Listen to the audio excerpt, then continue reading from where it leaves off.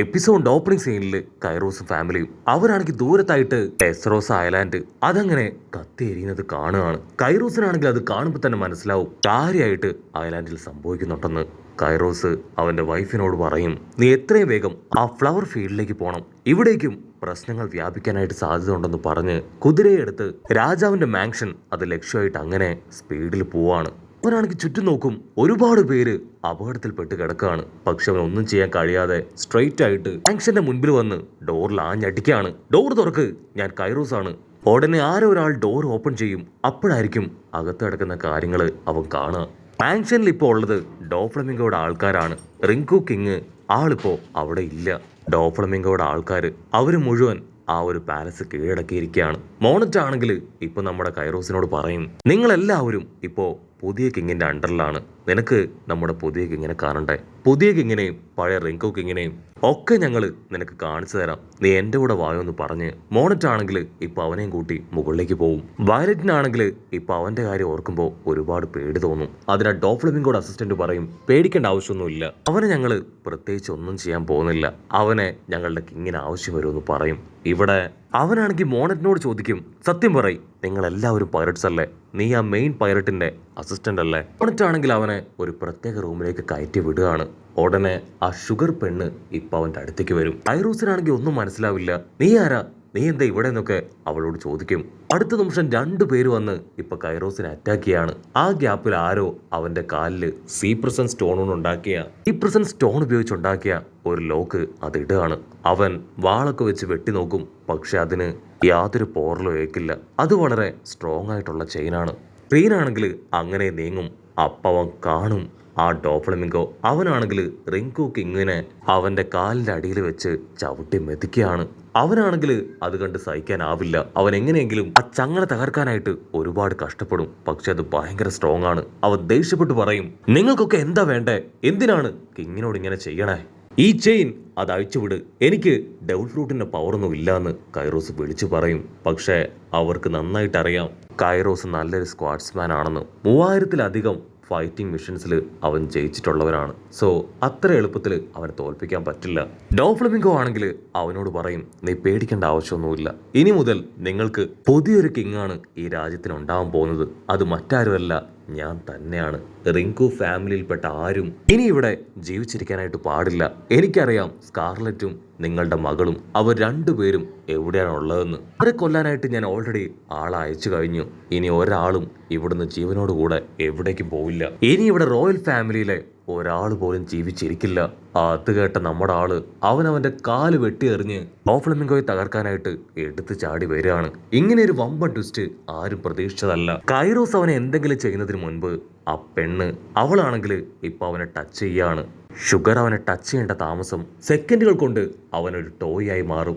അങ്ങനെയാണ് kairos toy സോൾജിയറായി മാറിയത്. ഇങ്ങനെയാണെങ്കിൽ ഒന്നും മനസ്സിലാവില്ല, എന്താ ഇവിടെ നടക്കണമെന്ന് ചിന്തിച്ച് ആള് വണ്ടറടിക്കും.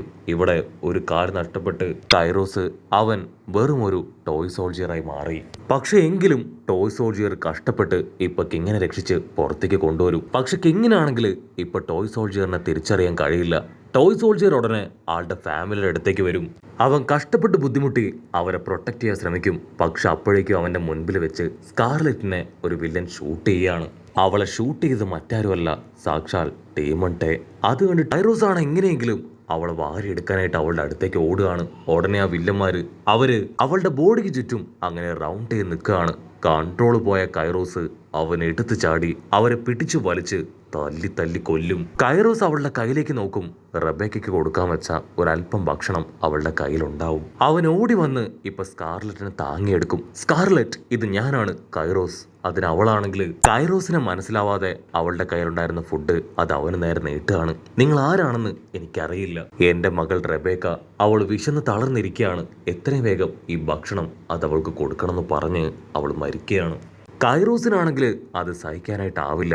അവൻ നിലവിളിച്ച് പൊട്ടിക്കരഞ്ഞ് ഇപ്പൊ അവളുടെ ബോഡിയുമായിട്ട് റബേക്കയുടെ അടുത്തേക്ക് പോകും. അവിടുന്ന് അങ്ങനെ സീൻ കട്ട് ചെയ്ത് പ്രസന്റ് കാണിക്കുകയാണ്. പ്രസന്റില് നമ്മുടെ ടോയ് സോൾജിയർ ആളീ കാര്യങ്ങളെല്ലാം ഓർത്ത് നെടുവീർപ്പിട്ട് നിൽക്കുമ്പോഴായിരിക്കും നമ്മുടെ വയലറ്റ് പെണ്ണ് അവള് പറയാ നമുക്ക് വലിയൊരു അപകടം വരുന്നുണ്ട്, എത്രയും വേഗം നമ്മൾ എന്തെങ്കിലും ചെയ്തേ പറ്റൂ, അല്ലെങ്കിൽ നമ്മൾ ആ ട്രാപ്പിൽ പെട്ടുപോകും. അവിടുന്ന് അങ്ങനെ ബ്ലാക്ക് ഔട്ട് ചെയ്ത ആ വില്ലന്മാരെ കാണിക്കും. അവരാണെങ്കിൽ കറക്റ്റ് ആയിട്ട് മനസ്സിലാക്കി ഡോഫ്ലമിംഗോടെ വേഷത്തിൽ ആരോ അവിടെ ചുറ്റി തിരിയുന്നുണ്ടെന്ന്. മാത്രമല്ല വയലറ്റിന്റെ ബ്ലഡും അവർ ആ ഫ്ലോറിൽ കണ്ടു കഴിഞ്ഞു. സോ തീർച്ചയായിട്ടും മുകളിലത്തെ ഫ്ലോറിൽ ആരൊക്കെ ഉണ്ടെന്ന് അവർ തിരിച്ചറിഞ്ഞ് ഇപ്പൊ അവിടേക്ക് ഉഷാറായിട്ട് ഓടുകയാണ്. ഇവിടെ ടോയ് സോൾജിയർ ആണെങ്കിൽ ഒരുപാട് നേരം ആലോചിച്ച് ലൂഫിയോട് പറയും, നമ്മൾ ഇനിയും ഇങ്ങനെ കാത്തിരുന്നിട്ട് യാതൊരു കാര്യവുമില്ല, നമ്മുടെ പവർ അതെന്താണെന്ന് കാണിച്ചു കൊടുക്കാൻ കറക്റ്റ് സമയമാണത്. കാരണം ഉസോ ലാൻഡിനും റോബിൻ ലാൻഡിനും ലിറ്റിൽ പീപ്പിൾസിനും അവർക്കാർക്കും SOP കംപ്ലീറ്റ് ചെയ്യാൻ കഴിഞ്ഞിട്ടില്ല. അതുകൊണ്ടാണ് ഒരു ചേഞ്ചും ഇതുവരെ ഇവിടെ സംഭവിക്കാത്തത്. സോ നമുക്കിപ്പോ സ്ട്രെയിറ്റ് ആയിട്ട് പോയി ആ ഡോഫ്ലമിംഗോ ആയിട്ട് ഫൈറ്റ് ചെയ്യാം. ലൂഫി, നീ ആക്ച്വലി ഒരു പൈററ്റ് ഹെഡ് അല്ലേ? നിന്റെ കൂടെയുള്ളവരെല്ലാവരും പൈററ്റ്സ് അല്ലേ? ആക്ച്വലി നിങ്ങളെപ്പോലെ തന്നെയാണ് ഞാനും. ഈ ടെസ്റോസയിലേക്ക് വരുന്ന സമയത്ത് ഞാനും ഒരു നൊട്ടോറിയസ് ക്രിമിനൽ തന്നെയായിരുന്നു. അവിടുന്ന് അങ്ങനെ സീൻ കട്ട് ചെയ്ത് ഇപ്പൊ മത്സരം നടക്കുന്ന ഗ്രൗണ്ട് കാണിക്കും. അവിടെ വേർജസ് ആണെങ്കിൽ അവന്റെ പവർ ഉപയോഗിച്ച് ചുറ്റുമുള്ളവരെ ആഞ്ഞടിക്കുകയാണ്. അവന്റെ ഷോക്ക് വേവ്സിൽ ഇപ്പൊ ആ ഒരു സ്ഥലം മുഴുവൻ അങ്ങനെ കിട്ടിങ്ങി വിറയ്ക്കും. അവനാണെങ്കിൽ നമ്മുടെ സാബോയെ ലക്ഷ്യമാക്കിയാണ് അറ്റാക്ക് ചെയ്യുക. പക്ഷെ സാബോ അവന്റെ ഓരോ അറ്റാക്കിൽ നിന്നും അതിവിദഗ്ധമായി ആടി ഓടി രക്ഷപ്പെട്ട് അവനെ വീണ്ടും വീണ്ടും കളിയാക്കി വീണ്ടും അവനെ അറ്റാക്ക് ചെയ്യാനായിട്ട് പറയും. മറ്റൊരു ഭാഗത്ത് ആ ഡീമന്റെ അവനാണെങ്കിൽ ഇപ്പോ റബേക്കയാണ് എയിം ചെയ്യുന്നത്. പച്ചത്തലയൻ അവനെ കൊണ്ട് പറ്റും പോലെ അറ്റാക്കിലൊന്നും പോയി വീഴാതെ റബേക്കയെ പ്രൊട്ടക്ട് ചെയ്യാണ്. അവനാണെങ്കിൽ ഇപ്പൊ റബേക്കയോട് പറയും, നിനക്കൊരു കാര്യം അറിയോ, നിന്റെ അമ്മയെ കൊന്നത് അതെന്റെ കൈകൊണ്ട് ഞാനാണ്. അവള് പിടഞ്ഞു പിടഞ്ഞു മരിക്കുന്നത് ഞാൻ എൻ്റെ കണ്ണുകൾ കൊണ്ട് നോക്കിയിരുന്നു. അത് കേട്ട് റബേക്ക അവള് പൊട്ടിക്കരയും. കാരണം അവസാനമായി റബേക്കയ്ക്ക് വേണ്ടി ഒരിറ്റു ഭക്ഷണം ശേഖരിക്കാൻ പോയതായിരുന്നു അവളുടെ അമ്മ. അവൾക്കാണെങ്കിൽ ഇമോഷണൽ ബ്ലാക്ക് മെയിൽ അത് താങ്ങാനായിട്ട് കഴിയില്ല. അവിടുന്ന് അങ്ങനെ ബ്ലാക്ക് ഔട്ട് ചെയ്ത് ഇപ്പൊ ഫ്രാങ്കയെ കാണിക്കും. നേവിക്കാരും ആ വില്ലന്മാരും എല്ലാവരും ചേർന്ന് ഫ്രാങ്കയെ പിടിച്ചു വലിച്ച് അടിച്ച് താഴെ ഇട്ടിരിക്കുകയാണ്.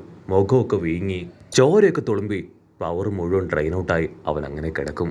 അവന്റെ ഒരു പ്രതീക്ഷ നമ്മുടെ ഉസോപ്പിലാണ്. ഇവിടെ അങ്ങനെ സീൻ കട്ട് ചെയ്ത് ഉസോപ്പിനെ കാണിക്കും. അവനാണെങ്കിൽ ഓരോ സ്റ്റോൺസ് സീഡ്സ് അതൊക്കെ വെച്ച് ആ വില്ലനെ അറ്റാക്ക് ചെയ്യാണ്. പക്ഷെ വില്ലൻ അവൻ ഓരോ അറ്റാക്കിൽ നിന്ന് രക്ഷപ്പെട്ട് ഉസോപ്പിനെ തിരികെ തല്ലും. ചുറ്റുമുള്ള ലിറ്റിൽ പീപ്പിൾസ്, അവിടെ വർക്ക് ചെയ്യുന്ന ലിറ്റിൽ പീപ്പിൾസ് അവരെല്ലാം ഒരുപാട് പ്രതീക്ഷയിൽ ഉസോപ്പിനെ തന്നെ നോക്കും. അവൻ നമുക്ക് വേണ്ടിയാണ് ജീവൻ പണയപ്പെടുത്തി ഫൈറ്റ് ചെയ്യുന്നത്. തീർച്ചയായിട്ടും അവർ നമ്മളെ രക്ഷപ്പെടുത്തുമെന്ന് പറഞ്ഞ് പ്രതീക്ഷയോടുകൂടെ അവർ കാത്തിരിക്കും. ചുന്ദരം പൈറട്ട്, കപ്പട മീശക്കാരൻ, അങ്ങനെ പുതുതായിട്ട് ടോയ്സായി മാറിയ എല്ലാവരും ഇപ്പോൾ ഉസോപ്പിനോട് റിക്വസ്റ്റ് ചെയ്യും, നീ എങ്ങനെയെങ്കിലും ഞങ്ങളെ രക്ഷപ്പെടുത്ത്, ഞങ്ങളെ രക്ഷപ്പെടുത്തിയ ഞങ്ങളെല്ലാവരും നിങ്ങളെ ഞങ്ങളുടെ മാസ്റ്റേഴ്സ് ആയിട്ട് മാത്രമേ കാണൂ എന്നൊക്കെ പറഞ്ഞ് അവര് ബെഗ് ചെയ്യാണ്. പക്ഷെ എന്താ, ആ വില്ലൻ അവൻ ഉസോപ്പിനെ പിടിച്ചു വലിച്ച് ഒരു സ്ഥലത്ത് ലോക്ക് ചെയ്യും. അവളാണെങ്കിൽ ആ പോയ്സൺ ഫ്രൂട്ട് അതെടുത്ത് ഉസോപ്പിന്റെ വാ തുറന്ന് അതിലേക്ക് ഇട്ട് കൊടുക്കുകയാണ്. അപ്പോഴായിരിക്കും ഒരു വമ്പൻ ട്വിസ്റ്റ്.